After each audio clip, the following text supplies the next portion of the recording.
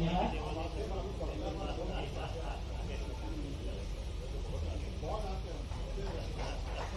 Trustee गणों के पश्चात मैं आमंत्रित करना चाहूंगी सिंधी सेंट्रल पंचायत के अध्यक्ष श्री किशोर तनवानी जी, पूज्य सिंधी पंचायत संत हिरदाराम के अध्यक्ष माधु चांदवानी जी, सिंधी मेला समिति भोपाल के अध्यक्ष श्री मनीष दरियानी जी को वो आए और माननीय मुख्यमंत्री जी का स्वागत करें। माधु जी नहीं है यहाँ पर।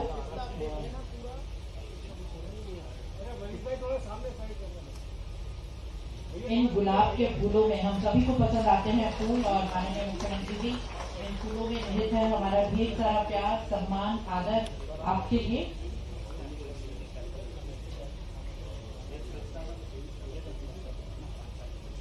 स्वागत की इस श्रृंखला के बाद मैं ट्रस्ट अध्यक्ष एवं समस्त पदाधिकारियों को जो मंच पर विराजमान है उन्हें आमंत्रित करती हूँ कि माननीय मुख्य अतिथि महोदय को प्रतीक चिन्ह भेंट करें।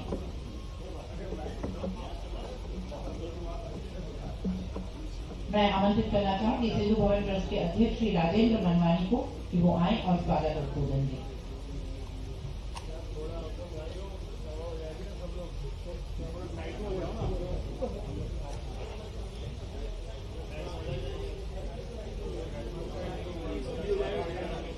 जय झूलेलाल साथियों।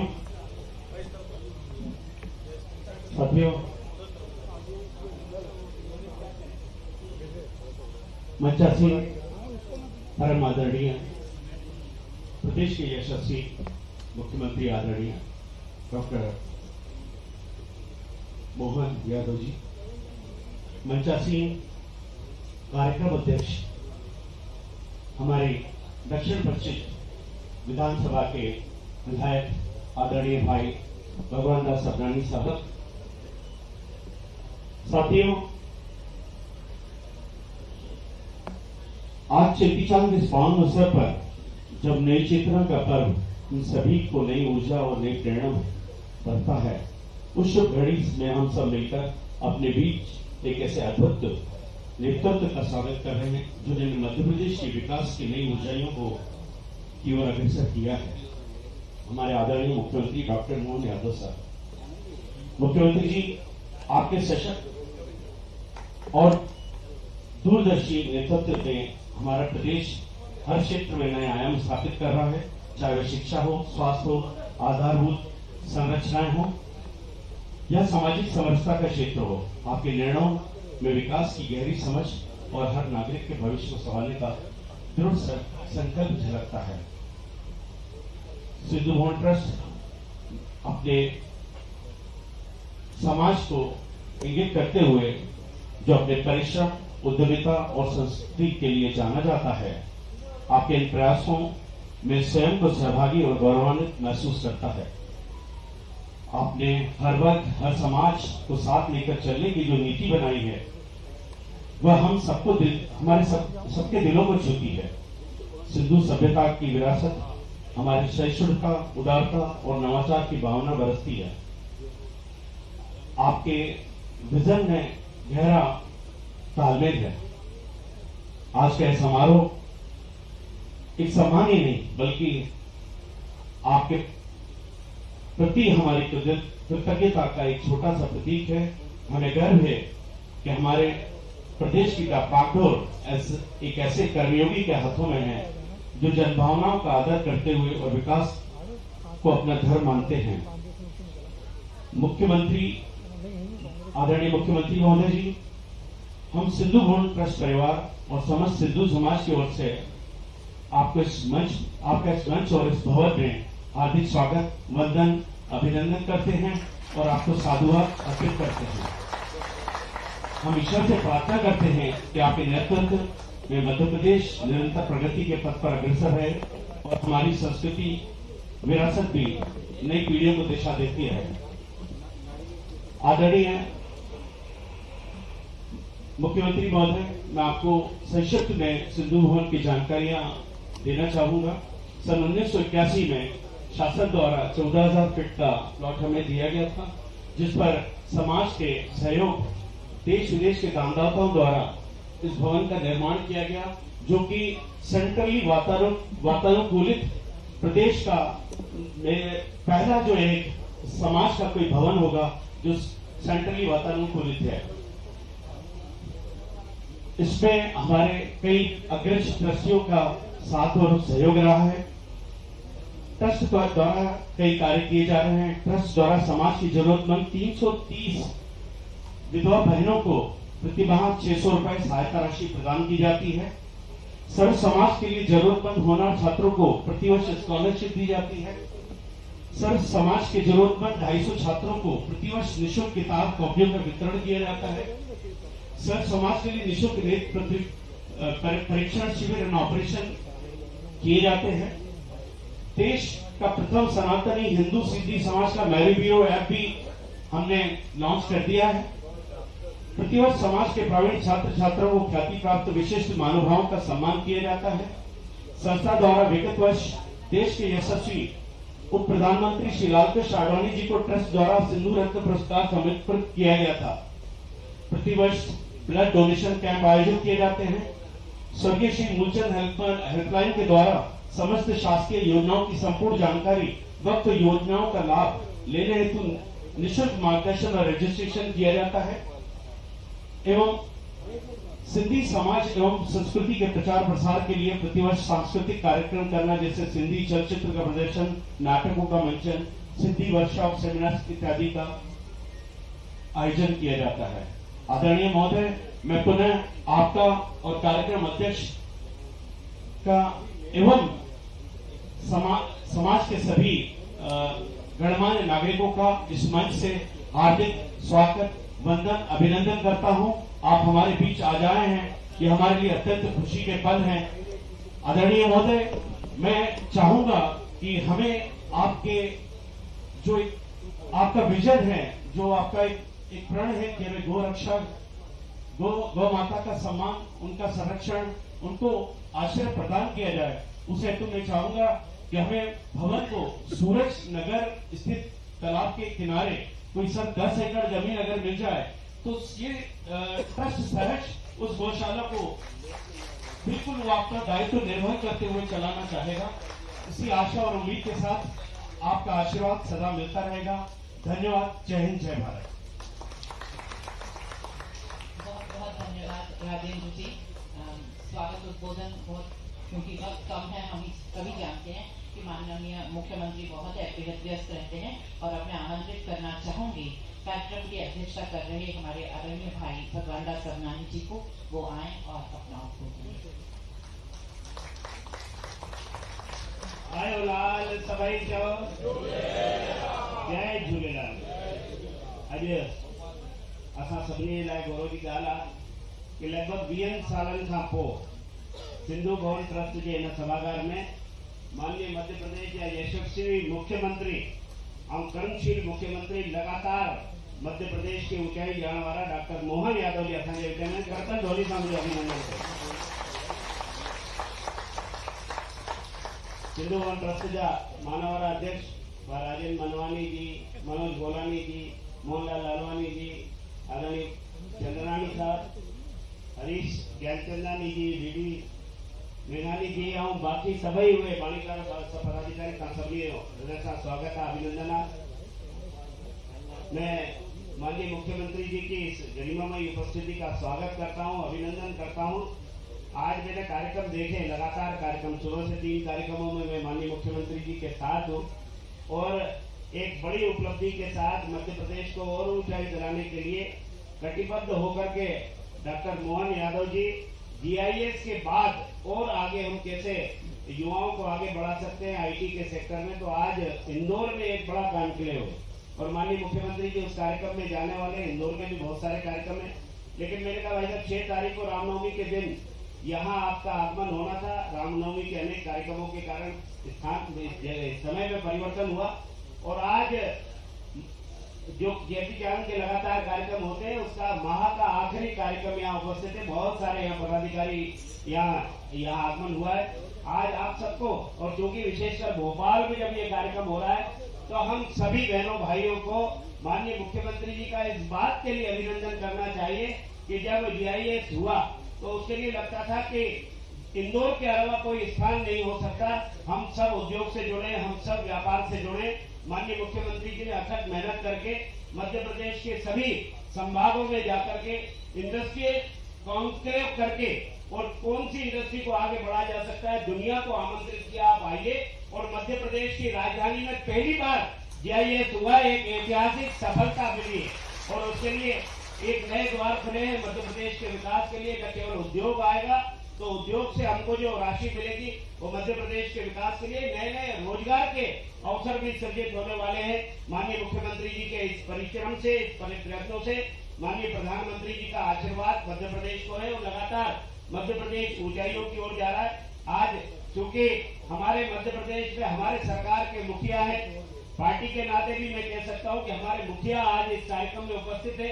तो मुखिया की उपस्थिति में कुछ चीजें जो लगातार हम सब समाज के लोग अपेक्षा करते हैं कि ये काम होना चाहिए और हर मंच से लगभग विभाजन के बाद से आया हुआ सिंधी समाज अनेक मंचों से अनेक अवसरों पर अपनी बात, अपनी पीड़ा, अपनी तकलीफ रखता रहा है। आज जब मैं यहाँ आ रहा था तो माननीय मुख्यमंत्री जी से मैंने कहा कि एक पट्टों को लेकर के जो समस्या है, सिंधी समाज है मध्य प्रदेश में और मध्य प्रदेश में पट्टों की जो समस्या है, मालिकाना हक को लेकर के जो समस्या है, इसका समाधान होना चाहिए और ये यश आपके हाथों में लिखा हुआ है। मुझे लगता है ये सो अवसर भी हमारे बीच में है। साथ ही कुछ ऐसी चीजें हम अमर शहीद जहां हेमू कालानी जी को स्मरण करते हैं, हमारे अंतिम सिंधु सम्राट राजा दाहर सेन जी के और साथ ही संत कंवरराम जी जिनकी ख्याति न केवल भारत में दुनिया में है, ऐसे 3 महापुरुषों के नाम से स्कूली शिक्षा में उनका पाठ्यक्रम जोड़ा जाए और उसके लिए भी मैं आप सबकी ओर से भावनाएं माननीय मुख्यमंत्री जी के समक्ष रख रहा हूँ। एक संस्था है भाई साहब, सिंधी समाज के नाम पर एक संस्था है, तो वो सिंधी साहित्य अकादमी, वो छोटा सा बजट है, बस ठीक है। माननीय मुख्यमंत्री जी से मैंने आग्रह किया, उसकी वृद्धि माननीय मुख्यमंत्री जी स्वयं अपने मुख से इसकी घोषणा करेंगे ताकि मध्य प्रदेश में साहित्य और संस्कृति को लेकर के, कला को लेकर के इसको बढ़ावा देने का हम काम करेंगे। अमर शहीद हेमू कालानी जी के बलिदान दिवस पर हम लगातार कार्यक्रम करते हैं, उनकी जन्म शताब्दी पर कार्यक्रम किया हमने और एक बड़ा कार्यक्रम भेल के दशहरा मैदान में 31 मार्च 2023 को हुआ, जिसमें उस समय परम पूजनीय सर्वसत्यालय डॉक्टर मोहन राव जी भागवत की उपस्थिति में एक पूरे देश के हमारे सिंधी समाज के संत, सामाजिक क्षेत्र में, राजनीतिक क्षेत्र में काम करने वाले हजारों की संख्या में लोग यहाँ एकत्रित हुए। उस समय ये बात आई थी कि हेमू कालानी जी की एक आदमकद प्रतिमा भोपाल में स्थापित होना चाहिए ताकि पूरा मध्य प्रदेश और देश उस प्रतिमा को देखने के लिए आए। माननीय मुख्यमंत्री जी के समक्ष ये आग्रह रखते हुए साथ ही भोपाल, इंदौर, जबलपुर, ग्वालियर के अलावा भी जिन शहरों में समाज रहता है वहाँ हेमू कालानी जी की प्रतिमा लगे और हमारे मध्य सिंधी समाज की जो हमारी सभ्यता है, संस्कृति है, कला है, उसको स्थान देने के लिए एक भोपाल में कहीं एक ऐसा संग्रहालय बने जहां लोग आकर के देखें हमारे प्राचीन इतिहास से लेकर के हमारे संघर्ष की कहानी और आज लगातार हम जो बढ़ रहे हैं इसको लेकर भी समाज को प्रेरित करें, आने वाले युवा पीढ़ी को मार्गदर्शन मिले। ये भी आज वक्त की आवश्यकता है कि हम अपनी रूट से जुड़े रहे, अपनी जड़ों से जुड़े रहे। उन जड़ों के कारण हम आगे का सपना बनाए और आगे के सपने को देखें कि हम भारत को और आगे ले जाने में, अपने इकोनॉमी को और मजबूत करने के लिए, भारत को विकसित भारत के उस आकार को देने के लिए हम सबका जो आशीर्वाद, हम सबको जो सहयोग करना है उसमें माननीय मुख्यमंत्री जी का आशीर्वाद हम सबको मिलने वाला है। साथ ही सिंधु दर्शन यात्रा को लेकर भी कई बार बात आई है, उस पर भी माननीय मुख्यमंत्री जी हम सबके भावनाओं का सम्मान करते हुए बात करेंगे। आज मैं बहुत हृदय से कृतज्ञता पूर्वक माननीय मुख्यमंत्री जी का धन्यवाद करता हूँ। माननीय मुख्यमंत्री जी 20 साल बाद कोई मुख्यमंत्री इस हाल में आया है वो डॉक्टर मोहन यादव जी, इसलिए हम सब बहुत कर्तव्य ध्वनि से माननीय मुख्यमंत्री जी का स्वागत करें, क्योंकि खेती चांद के जो कार्यक्रम होते हैं वो इतने अधिक कार्यक्रम होते हैं और आपके क्षेत्र में उज्जैन के दक्षिण में समाज पूरा वहाँ है, आपके साथ है और मुझे मालूम था हम कार्यक्रम के लिए भले आग्रह करें लेकिन उज्जैन वाले उज्जैन दक्षिण वाले नहीं छोड़ेंगे, भोपाल नहीं आने देंगे, मुझे मालूम था पहले से। इसलिए मैं अपने साथियों से कह रहा था इस दिन को छोड़ करके अन्य किसी दिन। तो आज हम सभी हृदय से अभिनंदन करते हैं अपने यशस्वी मुख्यमंत्री, लोकप्रिय मुख्यमंत्री और एक अपने कर्म से मध्य प्रदेश को नई इबारत लिख करके आगे बढ़ाने वाले डॉक्टर मोहन यादव जी का हृदय से अभिनंदन। आप सबका स्वागत। भारत माता की जय। आयो लाल सभी चाहो। बहुत बहुत धन्यवाद आदरणीय भाई साहब। बहुत ही अद्भुत लफ्ज कहे आपने कि नई इबारत लिखने वाले। सिंधी समाज की अपेक्षा हमेशा मध्य प्रदेश शासन से रहती है और ऐसे में आप जैसे मुख्यमंत्री जो युवाओं के लिए प्रेरणा स्रोत भी हैं और युवाओं के लिए इतना काम कर रहे हैं, सरल सहज और बहुत ही संतोषी स्वभाव के प्रतीत होने वाले डॉक्टर मोहन यादव हमारे बीच में है और इससे खूबसूरत बात क्या हो सकती है। मुझे पता है कि हम जानते हैं सभी कि हम सभी सपने देखते हैं और सपने देखना हम सभी की फितरत भी होती है। हमारा सपना था कि आदरणीय भाई साहब भगवान दास सबनानी जी विधायक बनकर आए और वो सपना हमारा पूरा हुआ और अब वो प्रतिनिधि के रूप में जब माननीय मुख्यमंत्री महोदय के साथ हैं तो ऐसे में हम यही कहना चाहेंगे माननीय मुख्यमंत्री जी के लिए, मेरे सपनों की उड़ान आसमां तक है, मुझे बनानी अपनी पहचान आसमां तक है। मैं कैसे हार जाऊं और थककर बैठा रहूं, मेरे हौसलों की बुलंदी आसमान तक है। और आपके हौसलों की ये बुलंदी सिंधी समाज के लिए बहुत ही अच्छी साबित होगी और हम सभी की बहुत सारी अपेक्षाएं हैं। मैं बहुत ही सम्मान के साथ आमंत्रित करना चाहूंगी माननीय मुख्यमंत्री महोदय को कि वो आए और सिंधी समाज को यहाँ पर, मैं उनको इससे पूर्व ये भी बताना चाहूंगी कि आज इस सभागार में प्रतिनिधित्व देते हुए विभिन्न पंचायतों के अध्यक्ष, विभिन्न संगठनों के पदाधिकारी और भोपाल के उद्योग कर्मी यहाँ मौजूद हैं जो बड़े बड़े व्यापार चलाते हैं। और मुझे लगता है मुख्यमंत्री जी के लिए ये कार्यक्रम हमें सिंधी मेला समिति के दशहरा मैदान ऐसे मैदान में होना चाहिए था जहाँ हमारे पास संख्या बहुत अधिक होती, लेकिन यहाँ पर अभी हमने एक कार्यक्रम ये किया है और उसके बाद एक बहुत बड़ा कार्यक्रम होगा जिसमें माननीय मुख्यमंत्री महोदय होंगे, सिंधु भवन ट्रस्ट, सिंधी मेला समिति सब मिलकर वो आयोजन करेंगे। बहुत ही सम्मान के साथ मैं आमंत्रित करना चाहूंगी माननीय मुख्यमंत्री महोदय जी को, वो आए और हम सभी को संबोधित करें।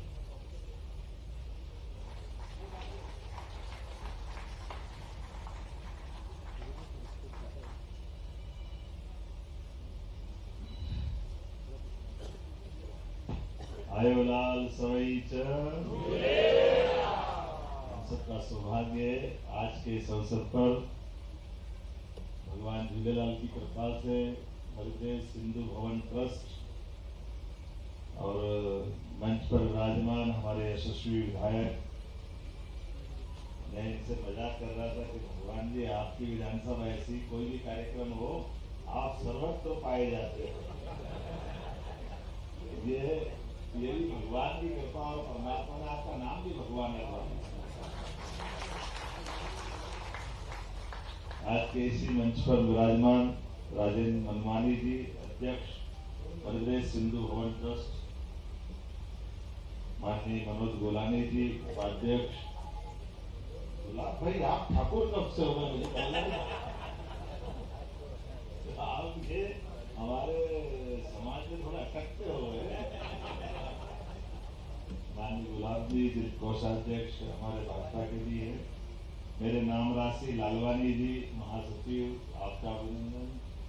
डीडी मेघानी जी सचिव, आपका अभिनंदन। माननीय हरीश ज्ञानचंदानी जी, आपका भी स्वागत है। श्याम चांदनी जी कोषाध्यक्ष। इस कार्यक्रम के निमित्त जबलपुर, इंदौर, देवास सारे मित्र पधारे, मैं आप सबको प्रणाम करता हूं, आपका अभिनंदन करता हूं।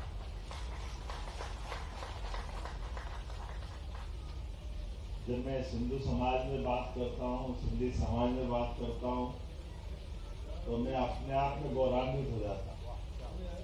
अपने लिए परमात्मा की दया से इस देश की सभ्यता, जिस सिंधु घाटी सभ्यता से जुड़ती, जब मानव सभ्यता की बात करते हैं तो वो सिंधु घाटी सभ्यता उस समय के अवशेष हमारे लिए पूरे देश और समाज को गौरवान्वित करते हैं। और ऐसे में सम्राट जाहिर सेन, जिनने पहली बार आज ये कश्मीर के अंदर जिस प्रकार का पहलगांव के अंदर कत्लेआम हुआ और ये जो घटना घटी, मुझे इस बात का मन में पीड़ा तो है, आप हम सब समान हैं कि ये जो शासन की व्यवस्थाओं के बलबूते पर राजा जाहिर सेन ने भी अरब के आक्रमणों को वर्षों तक रोक के रखा। अपने उस व्यवस्था के बलबूते पर इस संकट को तब पहचान लिया जो आने वाले समय में भारत को कितने लंबे समय तक काल के आगोश में दबाए हुए। मुझे इस बात का अब फक्र है कि हमारे बीच यशस्वी प्रधानमंत्री राजा जाहिर सेन के मामले को लेकर आगे जा रहे हैं, जिसके बलबूते पर देश के दुश्मनों से जिस प्रकार से राजा जाहिर सेन ने मुकाबला किया, हेमू कालानी ने अपने आप का बलिदान किया, संत कमलराम जी की जिंदगी हमारे सामने है और ये तो हृदयराम संत महाराज की भी एक तरह से उनकी पुण्य भूमि है, मैं उनको भी प्रणाम करता हूँ। हमारे संतों के जीवन में भगवंत ने सब कुछ दिया, उनकी कृपा से हमारे लिए संत परंपरा। कई बार हमारे दुश्मनों से अगर झगड़ा है तो झगड़ा क्या है? झगड़ा कुछ नहीं, केवल हमारे जो मूल सिद्धांत, जो जियो और जीनो दो में विश्वास करते, जो चींटी मात्र से प्रेम करते, जीव दया पृष्ठ हृदयराम जी ने बनाया। हम तो प्रकृति से प्रेमी हैं। आज बताइए, हम पे जल से लेकर के जमीन तक जितने प्रकार के प्राणी, उन प्राणियों में सब में परमात्मा देख करके उनको हमने पूजने की संस्कृति रखी। हमने कभी किसी से किसी बात का विरोध नहीं रखा। कोई बात नहीं, आपके देवता ऐसे, आपको भी प्रणाम कर ले, लेकिन हमको तो हमारे करने दो भाई, हमारे देवता से क्या बिगाड़ा। लेकिन मुझे इस बात का भी मन में आनंद है और आप पे गर्व भी, अपने सनातन धर्म को बचाने के लिए उस काल में भी जब देश की आजादी के समय सिंध प्रांत को बांटने का तत्कालीन सत्ता ने निर्णय लिया, वो जीवन का सबसे खराब निर्णय था। लेकिन देश धर्म के लिए अब अपनी सारी जायदाद छोड़ करके अपने इस देश में आए। मैं आपको प्रणाम करता हूँ। सिंधी समाज के लोग धन्य हैं। लोग अपना जमीन, जायदाद, मकान, दुकान, परिवार, रिश्तेदार सब छोड़ करके अगर आकर के इस देश के अंदर शरणार्थी बन के आए, अपने ही देश में, बड़े दुर्भाग्य की बात, कहीं और नहीं गए, दुनिया में कहीं नहीं हुआ ऐसा, लेकिन अपने देश में केवल धर्म के लिए। लेकिन उस समय के सत्ताधीशों को शर्म नहीं आई, उनने प्रबंधन नहीं किए, समय पे नहीं बोला, पता नहीं कितने प्रकार के झूठ के भरोसे से आखिरी दौर में हमारे लोग समझे कि देश का बंटवारा कभी हो सकता था। अरे कभी नहीं हो सकता। लेकिन कोई बात नहीं, चलेगा। हमारे लोगों ने वापस पुरुषार्थ पराक्रम से वापस आग में बाग लगा के दिखाया। ये सिंधी समाज के लोगों को मैं धन्यवाद देना चाहूँ। कुछ नहीं था, कोई बात नहीं, लेकिन दो हाथ से परमात्मा ने मुकद्दर दिया, अंदर का विश्वास है। और इस देश की आबो हवा में सिंध घाटी के लोग हमेशा से अपने पुरुषार्थ के लिए जाने जाते। तो आज अपने बीच में कौन सा ऐसा समाज है जिसके समाज के लोग भूले भटके नौकरी भले कर ले, लेकिन नौकरी करते करते दो काम तो जरूर कोई कर सकता है, तो अपना समाज ही कर सकता है, इसके अलावा कोई नहीं कर सकता। ये हमको क्षमता दी है, योग्यता दी है, तो कष्ट तो, गरीबी, परेशानी, मुश्किलें किसको नहीं आती, लेकिन गरीबों से घबराए तो काय का मनुष्य। और मैं भी परमात्मा की वो लीलाओं को देखता हूँ कि हम तो भगवान कृष्ण को भी देखो, जो कालिया नाग के ऊपर भी नृत्य करते हुए, मुस्कुराते हुए बंसी बजाते हैं।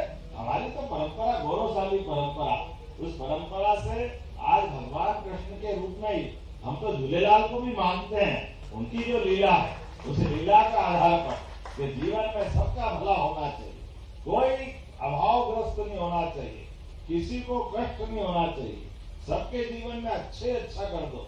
और ये तो आज बदलता समय है, परमात्मा ने कल किसने देखा क्या होगा, लेकिन आज हमारा समाज जिस प्रकार से सिद्धि समाज ने अपनी प्रगति की है, ऐसे में इस ट्रस्ट में आया हूं तो चेटी चंड मतलब साल का नया दिन, और साल का नया दिन हमारा सच्चे अर्थों में गुड़ी पड़वा से ही मनता है। भाषा के आधार पे कोई ये बोल दे, कोई वो बोल दे, हमको मालूम है अपनी अपनी भाषा में, लेकिन ये तो साल का नया दिन, चैत्र हमारा मास का पहला दिन, इसमें चेटी चंड का नया वर्ष ऋतुओं के साथ बदलता है।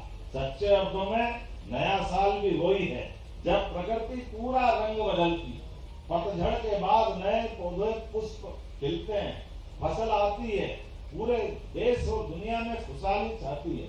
अब तो मैं विदेश को भी देखता हूँ, भले ही वो 1 जनवरी से मानते हैं उनका साल, लेकिन चेरी ब्लॉसम कब खिलते हैं? चेटी चंड के आसपास। सबके साथ आता कि नहीं आता? अरे चेरी ब्लॉसम तुम अंग्रेजी में बोल दो, मैं तो चेटी चंड ही सुनता हूँ उसमें। तुमको अंग्रेजी में चेर नहीं बोलना आता तो चे बोल दो, माँ क्या फर्क पड़ गया। लेकिन वो तो खिलने वाले फूल तो बता रहे हैं, नया साल आ गया। विक्रमादित्य की गुड़ी पड़वा भी इसी दिन होती है, इसलिए हमने विक्रमादित्य के काल में, राजा जाहिर सेन के काल में, राजा भोज के काल में इस समाज ने जो उन्नति की है, उन सारे गौरवशाली इतिहास को याद रखने की आवश्यकता है। ऐसे में जब सिंधु भवन ट्रस्ट के आधार पर आप अपनी गतिविधि चला रहे हैं, तो मैं आप सबको बधाई भी देता हूँ। और सच्चे अर्थों में हमारे लिए ये साल तो उद्योग रोजगार वर्ष के माध्यम से है। तो मैं आपसे माननीय मनवानी जी, आप एक गौशाला की बात कर रहे हो, हमारे तो सब लोग अपने गौशाला खोले और अपने अपने प्रकार से जितने विकास के काम हो सकते। अरे बदलते दौर में अपना समाज शासन की व्यवस्थाओं के आधार पर रोजगार उद्योग का वर्ष है। जब हम भारत और भारत के बाहर वालों को आगे बढ़ाने के लिए मौके देने की बात कर रहे हैं, तो आप जो मांगोगे वो तो देंगे ही सही। एक सम्मिलित बैठक करेंगे, उसके अंदर बात करेंगे, लेकिन उसके अलावा भी अपने नए परिवार के लोग आगे जो बढ़ रहे हैं, अब हर एक का परिवार बढ़ रहा है, नए बच्चे आ रहे हैं। आज अपना एक काम है, कल 2 काम और खुलना चाहिए, और सरकार उसमें क्या मदद कर सकती है, उनके साथ बिठाएंगे। आप बाकी भी समाज वालों को बिठाओ, उनके सामने सरकार सारे अपने योजनाओं को बताएगी। जब हम दूसरों को लाभ दे सकते, आपको क्यों नहीं देंगे? आप तो सबसे पहले हकदार है, आप अपने समाज के नाते से आप जो चाहोगे परमात्मा की दया से वो सब मिलेगा। अब आप ही जानो, बताओ, सरकारी नौकरी की अगर अपन बात करें तो सरकारी नौकरी तो सीमित ही होती है, बहुत सीमित होती है। अब हमने तो जरूर कहा कि भाई हमारी सरकार में 8-10 लाख के आसपास पद, लेकिन फिर भी हमने कहा कि एक खाली पद पे सारे पदों को भर्ती करें। इसलिए सरकार में बैठने के बाद ही 1 लाख पद की भरने की बात थी, लेकिन सरकारी से बात नहीं बने। लेकिन जैसे रोजगार उद्योग के आधार पर उद्योग धंधे की बात करें तो उसके आधार पर 30 लाख करोड़ का निवेश आया और 23 लाख लोगों को रोजगार देने वाले, ये जो अपनी सरकार के माध्यम से हुआ। अब 23 लाख लोग किसको कहते हैं, लेकिन ये तो एक ही साल, और ये GIS का है। आज यहाँ से भी जाकर के IT सेक्टर में जाकर के अपने सारे मित्रों के साथ, IT का मतलब क्या है, अब आप बताओ, अपने से कई सारे लोगों को बताना पड़ेगा। अभी आप स्मार्ट सिटी में काम कर रहे हो, काम का अवसर मिल रहा कि नहीं मिल रहा, इसके आधार पर ये गुलाब सिंह ठाकुर से पूछ, अपने घर में से सब निकले कितने प्रकार का लाभ देते हैं। अब IT में क्या है, IT का उद्योग मतलब एक बड़ी बिल्डिंग बना दो, अलग अलग कंपनी को किराए पे दो, किराए पे देकर के वो कंपनियां कई सारे लोगों को रोजगार देंगी। उस बिल्डिंग के आधार पर कई लोगों को काम मिलेगा। अब कितनी सरल बात, अब मैं तो यह समझ नहीं पाता हूँ, सरकार की योजना के बलबूते पर एक बिल्डिंग बना करके 100-200-400 करोड़ रुपए लगाते हैं, उसके बाद IT के सेक्टर वालों लोगों को कितने लोगों को रोजगार मिलता है।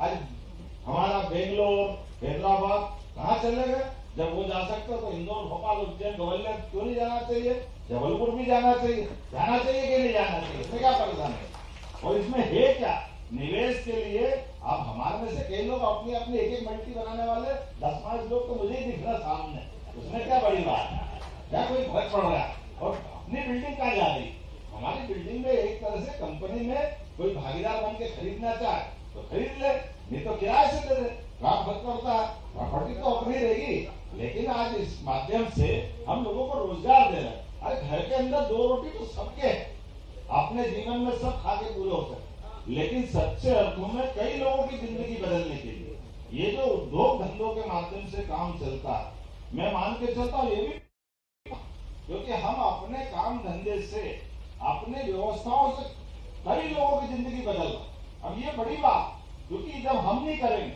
तो कौन करेंगे। इसलिए परमात्मा ने हम सबको कर्म करने के लिए पृथ्वी लोक पे भेजा, मनुष्य लोक में भेजा, मृत्यु लोक में भेजा। तो जब कर्म करने भेजे तो हम केवल बिस्तर पे पड़े रहने के लिए नहीं, घर में अपने सुख आनंद के लिए नहीं, जो कर सकते हैं वो सब कुछ करो। और करने के बाद परमात्मा ने यश दिया, हम अपने उन कामों के बलबूते पे अपने घर परिवार का भी मान सम्मान बढ़ाए, समाज में भी मान सम्मान बढ़ाए, अपने जीवन में लोगों की आर्थिक प्रगति में भी सहयोग करें, तो सरकार भी साथ खड़ी रहेगी। गलत क्या है उसमें। इसलिए ये सरकारीकरण में कई सारे नाटक है। आप बताओ, पहले उद्योग धंधे खोलने जाओ तो 40 प्रकार की परमिशन लगती। हमने कहा एक चीज की परमिशन के लिए 10-10 बार तो धक्के खाना पड़े। आदमी अपना खुद का निवेश लेके आ रहा है, आपके साथ जुड़ करके काम धंधा करना चाहता है, तो वो सम्मान का हकदार होना चाहिए कि वो अपमान का हकदार होना चाहिए। उसको सम्मान देना चाहिए। तो हमने कहा 10 प्रकार की परमिशन रखो, बाकी फालतू परमिशन सब काट दो। हमने सारी परमिशन में सुधार की ये जरूरत नहीं है। और फिर हमने कहा कि कोई उद्योगपति उद्योग लगाने आए तो वो नल का कनेक्शन है, कहा उसके पीछे पीछे घूमेगा, कोई दूसरा विभाग में जाएगा, नगर निगम में जाएगा, 25 जगह जाके चक्कर खाएगा। हमने कहा इसकी जरूरत नहीं। अगर अपना निवेशक कोई आता है तो केवल कलेक्टर के यहाँ जाएगा। कलेक्टर सारे सरकारी विभाग को है, कलेक्टर के माध्यम से उसकी व्यवस्था मदद होना चाहिए। जब ये हम अपने को जल्दी से प्रोग्रेस करना, नहीं तो 8 महीने 10 महीने इस चक्कर में निकल जाए तो जितना जोश से आया वो ठंडा ही हो जाता। आप बताओ, ये उसके बीच में सुव्यवस्था होना चाहिए। जब हम विक्रमादित्य की बात करते, रायसेन की बात करते, भोज की बात करते, तो ये व्यवस्थाओं में सुधार होना चाहिए कि नहीं होना चाहिए। हमने सब सुधार कर दिया कि आओ आप आज काम करना चाहो, 2 महीने 3 महीने आपकी फैक्ट्री तैयार करो, धूमधाम से आगे बढ़ो, इसमें कोई परेशानी नहीं। और उससे आगे बढ़ करके अपने बीच जो रोजगार पर उद्योग लगाएगा, आज के इस दौर में उद्योग धंधों में नई नई मशीन ले आते हैं, नई मशीनों के बलबूते पे जो काम धंधा करना चाहे वो बड़े लोग हैं, अच्छी बात है, वो भी करें। लेकिन जो छोटे लोग हैं, जो कई लोगों को रोजगार दिला रहे हैं, अब आप बताओ कि अपने काटन उद्योग में अर्थात कपड़े बनाने के लिए, रेडीमेड गारमेंट्स में या इस टाइप के और दूसरे काम में अगर आप 1000 लोगों को मजदूर बनाते, साथ में काम देने के लिए रखते हैं, या हमारे श्रमिक भाई बहनों को, तो हमने कहा कि आपकी फैक्ट्री आप लगाओगे, लेकिन आप रोजगार उद्योग लगाओगे तो उद्योग लगाने में आपको बिजली में, प्लाट में, रजिस्ट्री में, बैंक फाइनेंस में, उसमें तो अनुदान देंगे। प्रति लेबर हम 5000 रुपया महीना वो भी देंगे, आप कितने भी लाए, भाई आप तो रोजगार दे रहे हो। तो आपके यहाँ अगर वो रोजगार पा रहा है तो हम उसको अपना रोजगार में योगदान देंगे, तब तो आप उसको रखोगे, नहीं तो मशीन ही सब कुछ कर देगी। तो खाली मशीन से थोड़ी काम चलाना, हम तो लोगों की गरीबी दूर करना, लोगों को रोजगार दिलाना। ऐसे छोटे छोटे बहुत सारे प्रयोग हमने किए। आने वाले समय में आप विस्तार से बात करोगे तो विस्तार से अधिकारी को बिठा के भी बात भी कर लेंगे। अरे हमारे लोग आगे बढ़े और आगे बढ़े और आगे बढ़े, मध्य प्रदेश वाले, इसी के लिए तो सरकार होती है। सरकार क्या होती, इसलिए सरकार के नाते से ऐसे कई सारे बदलाव करते हुए, लेकिन अब जब आपने गौशाला की बात कही, कुछ और काम किया, तो मैं मान के चलता हूं कि आपके सारे विषयों को लेकर के हम बैठ के बात करेंगे। सरकार के आप भागीदार हो, आपके सबके आशीर्वाद से सरकार बनती है। ये लोकतंत्र की खूबसूरती है और मुझे गर्व है, ये समाज तो सदैव हमारे साथ रहा है, ये कहीं दाएं बाएं जाता नहीं है। ये मनोज जी भले बेटे, लेकिन काम हमारे ही करते हैं, मैं इनको भी धन्यवाद। अरे अपन सब एक ही भाई, चिंता नहीं। आज के अवसर पर मैं आप सबका आभार भी मानता हूँ और इंडस्ट्री के लिए, IT सेक्टर की आज मैं मीटिंग कर रहा हूँ। आप जरा छिड़ो मत, जरा मजा नहीं आएगा। बहुत सारी पर्दे की बात पर्दे में रहने दो। लेकिन हमारी पार्टी तो आडवाणी जी को आगे बढ़ाने वाली पार्टी थी। आप बताओ, लालकृष्ण आडवाणी जी ने पूरा जीवन दिया और मैं तो मान के चलता हूँ कि सभी सिंध समाज से आए, कई सारे कोई भी आदमी, वो हमारे लिए जो आपकी ये नी लगाने की आदत, मनवानी, भगवान दास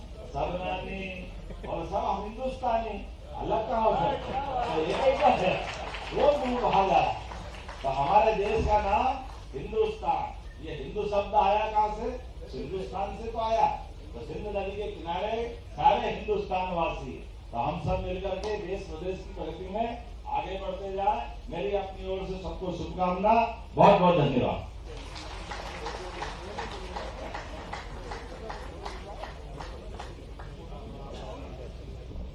बहुत बहुत धन्यवाद माननीय मुख्यमंत्री महोदय।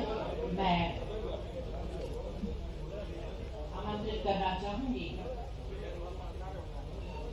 ट्रस्ट के महासचिव सह सचिव श्री हरीश ज्ञानचंदानी जी को वो आए और समस्त अतिथियों एवं उपस्थित जनों का आभार व्यक्त करें। हरीश ज्ञानचंदानी। मध्य प्रदेश हिंदू फंड ट्रस्ट में पधारे हमारे विजनरी मुख्यमंत्री डॉक्टर मोहन यादव जी का स्वागत करते हैं, अभिनंदन करते हैं। उन्होंने यहाँ आकर सिंधी समाज को गौरवान्वित किया है। साथ में इस पूरे